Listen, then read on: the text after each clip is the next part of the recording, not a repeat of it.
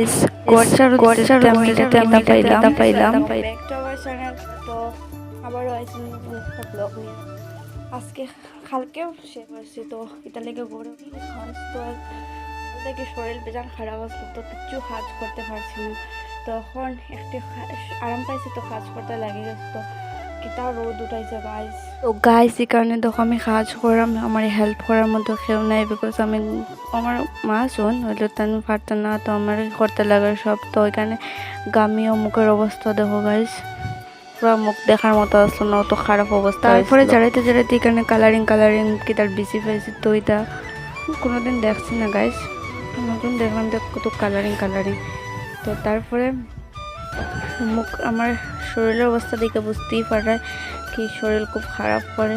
তারপরে আর গাইস রোদ দেখো কি রোদ উঠাইছে, দুপুরের সময় আসতো। তো তারপরে এখানে দেখো কতটি যাবো বাড়িছে পুরো ঘর থেকে আর জ্বালানির পরে।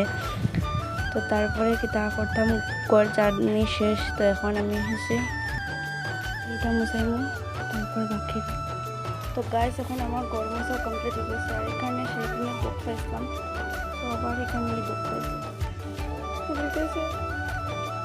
কথা কইতে বহুত কষ্ট লাগে গাইজ, অত হেরান লাগে করার